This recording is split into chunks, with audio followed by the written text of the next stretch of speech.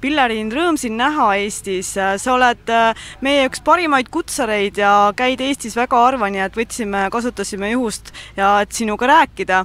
Räägi, kaua sa oled Ungaris elanud ja kuidas sa sinna sattusid? Ja, tere! Ma olen umbes 7 aastat juba seal olnud, et ma olen alati tahtnud hobustega koos olla ja siis ma mõtlesin, et ainuke asi, mida peale keskkooli teha saab ülikoolis, on veterinaariks õppida, mis on nagu hobustega seotud, aga ma hirmsasti kardan verd, et siis see jäi nagu ära, aga ma mõtlesin, et äkki ma prooviks välismaal natukene, et äkki see sobib mulle, et hobustega töötamine, et tahtsin kogu hobustega olla, mõtlesin, et aastaks lähen, aga nüüd ma vist olen juba 7 aastat olnud, et päris kaua. Räägi täpsemalt sellest tallist ja et kes on seal talli peremees ja kus see tall asub? Ungaris, seal pigem Austria piiri ääres, tegeleme rakendispordiga. Me üldiselt nüüd oleme ponide peal üle läinud, et talli omanik on Jambor Vilmus, kes on sellel võistlusel siin tehniline delegaat. Tema sõidab 4 rakendit ja siis ta aitab mind ka parasjagu, et ma sõidan paariga, et olen ennem sõitnud üksikuponiga ja suurte hobustega ka üksikut, et nüüd on esimene aasta, kui me mõtlesime, et võiks äkki paari peale üle minna. Et põhiliselt ainult rakendiga tegeleme. Räägi oma treeneritest ka, et kelle käe all sa igapäevaselt treenid? Ma treenin üsna palju ikkagi tegelikult üksi, aga mul on väga-väga palju õnne olnud treenida suurte treeneritega, näiteks Claudio Fumagalli, ma tõesti pean teda üheks parimaks, et ta on itaallane, kes on Hollandis ja ma õppisin lihtsalt nii palju, et kui kellelgi on võimalust, siis kindlasti kasutage võimalust ja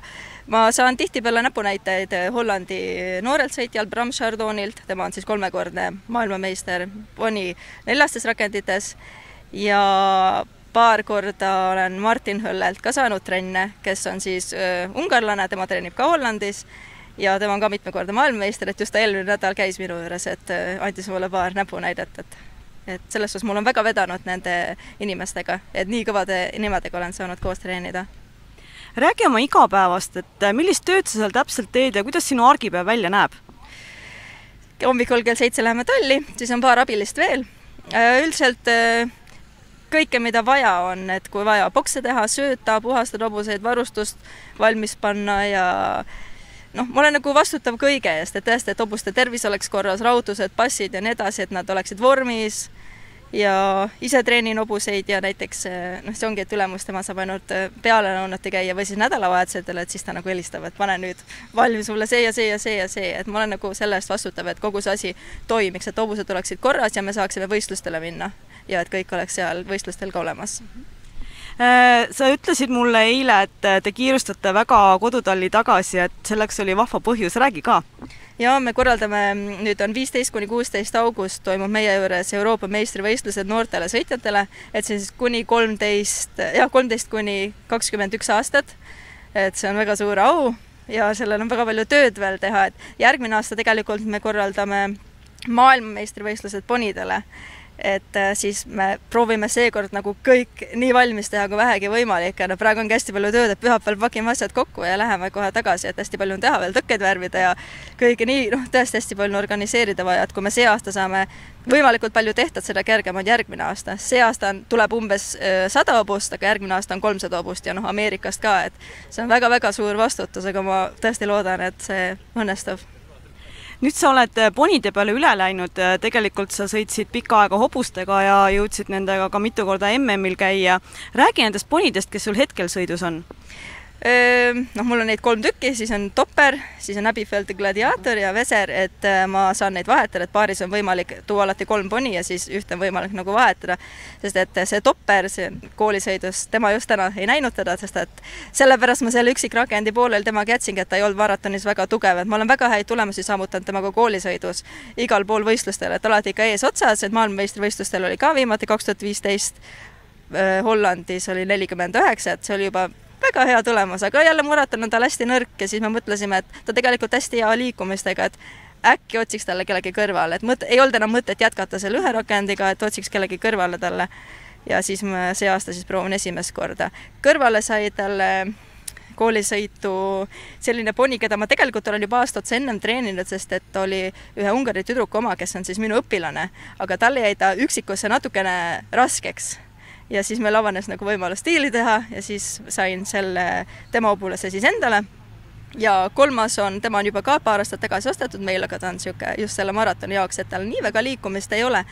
et koolisõitu teha, aga maratonist on tõesti vau. Ma olen nagu väga rahul nendega, ma olen tõesti väga vedanud nendega, et hästi töötavad praegu, et ma olen ainult 4 võistlust teinud nendega, aga praegu tundub, et see täitsa läheb hästi.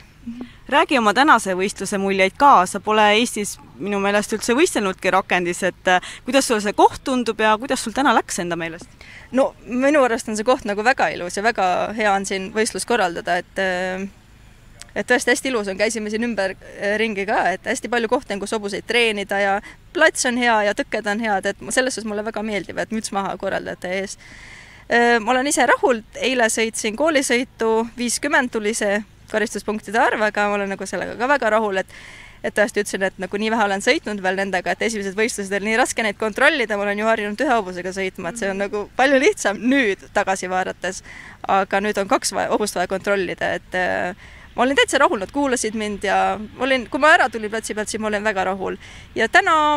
ma olen ka rahul, et ma tean, siin on väga palju, mida veel parandada, et seal oli ikka, nad on harjunud üksikus käima, siis nad nagu põrkavad vahepeal, et nad ei liigu veel nii hästi koos, aga neil on hästi palju jõudu ja nad nagu mingil määral kuulavad mind, aga mõtlen, et kui juba praegu nagu üsna hästi läheb, et mul on tegelikult ju veel terve talv on aega ja järgmine aasta siis ma arvan, et kui me niimoodi sellises tempos läheme, siis järgmine aasta MM-il on Eestil tõenäoliselt ühte head kohta oodata. Tahaks väga loota. Sa oled küll pikalt ära olnud, aga kui palju sa oled Eesti rakendispordiga ja Eesti tegemistega kursis üldse? No ma nii väga ei ole kursis, aga ma proovin alati jälgida, et me nüüd ei ole omavahel nii palju rääkinud, aga ma tegelikult hoian alati neile pöialt ja ma vaatan ikka neid tulemusi, eriti kui nad välismaal käivad, et nad on käinud siin Leedus ja Poolas ja et mis tasemel on ja kuidas neil läheb. Et mul on hästi hea meel, et ikkagi nad pürgivad edasi, sest see on väga kallis ala ja